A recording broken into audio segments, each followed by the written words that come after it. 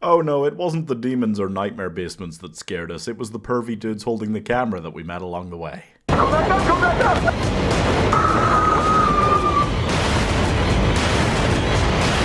Hurry! Hurry!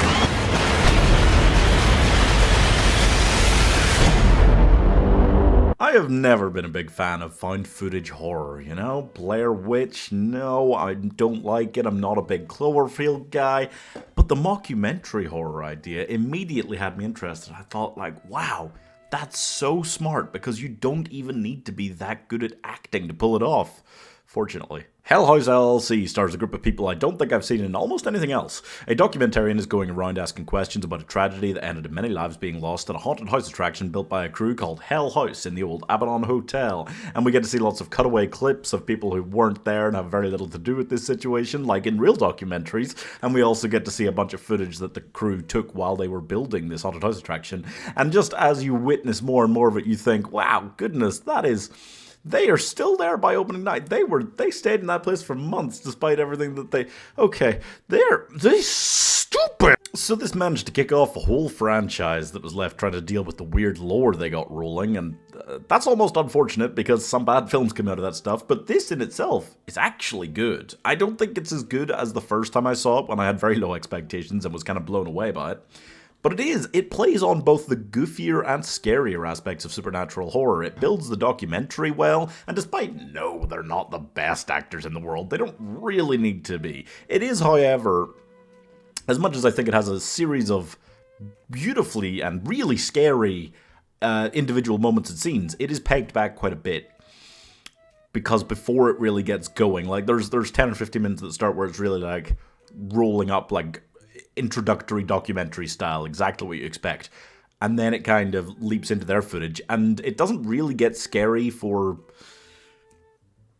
like another half hour past that, maybe, as they're starting to set things up. And that whole time we're just stuck with Paul, the pervy camera guy, talking constantly about how much of a supreme pervert he is, like talking about hoping there's bangable chicks, zooming in real close on women.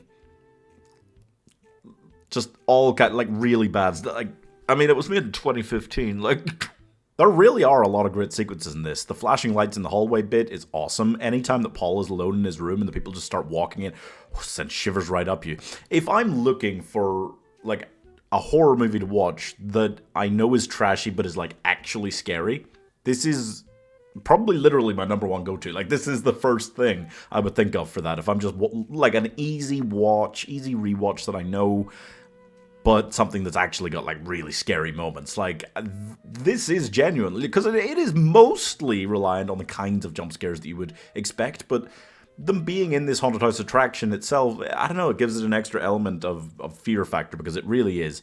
Woo! It does have a strange pacing. I mean, it is only 90 minutes. It's a fairly tight 90 minutes. It doesn't feel too long, but it does have kind of strange pacing because there's all these cutaways to like documentary bits and people, and I'm glad that it does do that less as it goes on. It kind of helps just have a better like sense of like things building up, because they're not like jumping away so often later in the film. But the kind of beginning it's weird, and it's not scary for quite a long time. The scares are really backloaded, but I don't necessarily mind that. This really is an example of how to build your own horror franchise. You know, it's a tight 90-minute original idea that goes hard, lots of good scares, it contains a lot of lore and extra thoughts and mysteries that can kind of spread out into other films. Problem with that is that then they didn't know how to resolve those well, and it was all trash once they started unraveling the mysteries in the other films, but not in this one. In this one, it was just kind of left open-ended a bit, and I liked that about it. I also think that there's... what's interesting about found footage horror to me is that, and I'm not a fan of it normally, I think that it's every single found footage horror film is super polarizing. I think it's the most polarizing kind of cinema, because everything you do in one of these to make it work can either be viewed really easily, either way, as insanely dumb or really intelligent. It's the ultimate like low budget type of craziness that you can either look at it as stupid or really enjoy it.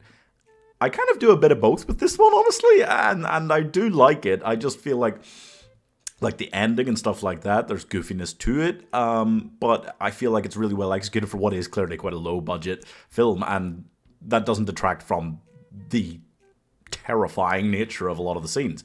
However, early in the film, like at the very beginning when they're cutting to different people going like, Hell House, what can I say about that? It is goofy. But it also does work because that is just how documentaries are. So again, you can get away with it. I do think it's a fun film. I could rewatch this at any point. I don't think it's one of my favorite horror films because it is silly. But I do get a lot out of it, and I'm giving This Is Why You Shouldn't Work with Friends. God, 3.5 stars. I mean, a whole ass franchise just out of that concept. Like, what if a haunted house was? I mean, it's genius. It works really well. It's all these freaky places that they're making scarier on purpose, and then they start seeing ghosts, and they're like, damn.